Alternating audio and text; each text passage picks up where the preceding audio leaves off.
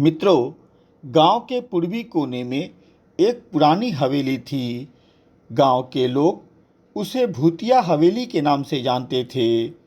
उधर वर्षों वर्ष से किसी के नहीं जाने से झाड़ियां चारों ओर फैली हुई थी। एक चरवाहा बहुत पहले अंदर गया था तो बताया कि अंदर की दीवार काफ़ी टूटी हुई थी। सभी दरवाजे में दीमक लगे हुए थे। अंदर घुसते ही एक अजीब तरह का डर का अनुभव उसे हुआ।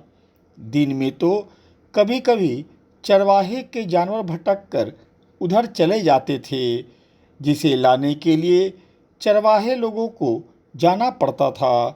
परंतु गांव वालों का कहना था कि अगर कोई रात में चला गया तो सुबह लौटकर सही सलामत वह वापस नहीं आता था। इस भूतिया हवेली के बारे में गांव के वृद्ध लोग कहते हैं कि कई दशक पूर्व इस हवेली में भीम सिंह नाम के एक जमींदार रहा करते थे। लोगों के अनुसार वह काफ़ी निर्दयी और क्रूर इंसान थे। वह अपने नौकर और नौकरानियों को छोटी छोटी गलती पर बेरहमी से पीटते थे। गांव के जो लोग उनसे सूद पर पैसा लेकर समय पर नहीं देते थे तो उन्हें अपनी कोठी में बांधकर कोड़े से पीटते थे। जमींदार साहब को 3 पत्नियां थीं। उनके साथ भी इनका व्यवहार काफ़ी बुरा था। उन्हें भी ये कभी कभी कोड़े से पीटते थे। एक रात इनके महल से काफ़ी चीखने चिल्लाने की आवाज़ आ रही थी, जैसे कोई महिला के साथ क्रूरता कर रहा हो। सुबह पता चला कि इनकी एक पत्नी की मृत्यु हो गई। लोगों ने दबी जुबान से बताया कि बीती रात जमींदार साहब काफ़ी क्रोधित थे। उसी क्रोध में उन्होंने अपनी एक पत्नी की पिटाई कोड़े से की थी, जिसके कारण उसकी मृत्यु हो गई। कुछ दिन बाद मौका मिलते जमींदार साहब की दोनों पत्नी अपने अपने बच्चे को लेकर महल से भाग गई। अब जमींदार साहब महल में अकेले हो गए। नौकर नौकरानियों की बात को माने तो जब से जमींदार साहब की पत्नी का देहांत हुआ था, उसी समय से महल में रात के समय अजीब अजीब घटनाएं होने लगी। ऐसा लगता था जैसे कोई महिला दर्द से रो रही हो। महल के दरवाजे का अपने आप खुलना, खिड़की का शीशा खुद से टूटना, रसोई घर के बर्तन का बिखरना आम बात हो गई थी। धीरे धीरे डर से सभी नौकर नौकरानी भी महल छोड़कर चले गए। जमींदार साहब अब महल में अकेला पागलों की तरह चिल्लाते रहते थे। अब उसके पास शराब पीने के अलावा कोई काम नहीं था। दिन यहाँ तक खराब हो गए कि उसे अब खुद खाना बनाना पड़ता था। महल के आसपास रहने वाले लोगों को इधर 2-3 दिनों से जमींदार साहब दिख नहीं रहे थे। ऐसे में उन लोगों ने विचार किया कि अंदर चलकर देखा जाए, आखिर जमींदार साहब दिख क्यों नहीं रहे हैं। जब गांव वाले अंदर गए तो वहां का दृश्य देखकर उनके होश उड़ गए। अंदर जमींदार साहब एक कड़ी से खुद को लटकाकर आत्महत्या कर चुके थे।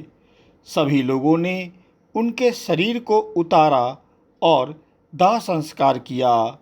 उनका दाह संस्कार उसी महल के अंदर कर दिया गया। उसके बाद उस महल में दोबारा कोई नहीं गया, कारण कि रात होते अंदर से औरत और मर्दों की रोने की भयंकर आवाज़ आती थी। तभी से यह महल लोगों के लिए एक भूतिया महल बन गया। इधर गांव में एक पहलवान सिंह रहते थे, जिनका परिवार काफ़ी शिक्षित था। बहुत दिनों के पश्चात उनका एक बेटा ललन, जो फौज में था, छुट्टी पर घर आया। शिक्षित होने के कारण वह भूत प्रेत पर विश्वास नहीं करता था। जब भी वह गांव वालों के साथ बैठता तो उसी भूतिया महल की चर्चा निकल जाती थी। इस पर वह गांव वालों को डांटता था कि क्या आप लोग समाज में अंधविश्वास फैलाते हैं।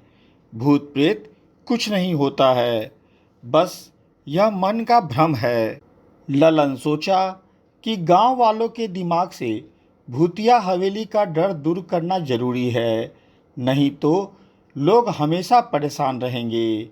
एक रात ललन 12 बजे टॉर्च लेकर हवेली के अंदर प्रवेश कर गया। वह जब महल के अंदर प्रवेश किया तो वहाँ एक अलग तरह की बदबू उसे मिलती है, जैसे कोई जानवर मरा हुआ हो। वह हिम्मत जुटाकर हवेली में घूमने लगता है। अचानक उसे लगा कि उसके साथ साथ कोई चल रहा है। ऐसे में वह खुद को समझाया कि यह उसका भ्रम है। जब वह हवेली के आंगन में पहुंचा तो उसे ऐसा लगा जैसे कोई महिला पायल पहनकर दौड़ रही है। पायल की आवाज़ साफ साफ आ रही थी। ललन निर्णय लिया कि आवाज़ ऊपर से आ रही है, इसलिए ऊपर चलकर देखा जाए। वह जब ऊपर जाकर पहले कमरे के अंदर गया तो देखा कि लाल साड़ी में एक दुल्हन सामने खड़ी है। यह दृश्य देखते ही ललन के होश उड़ गए। वह वापस भागने को जैसे ही मुड़ा तभी वह महिला बोल पड़ी कि तुम कौन हो और मेरे हवेली के अंदर क्या कर रहे हो। ललन डरते हुए बताता है कि वह इसी गांव का रहने वाला एक फौजी है। वह जानने आया था कि जो लोग बोलते हैं कि यह भूतिया महल है, उसी को जानने मैं आया हूँ। वह दुल्हन रोने लगती है और पूछने पर बताती है कि वह बहुत पीड़ा में है। यह महल एक जमींदार का था जो काफ़ी निर्दयी था। ललन ने पूछा कि आप खुद बताएं कि मैं आपके लिए क्या करूं ताकि आपका कष्ट दूर हो और यह महल पूरी तरह प्रेत बाधा से मुक्त हो जाए। इस पर उस प्रेत ने बताया कि वह जमींदार की पत्नी है।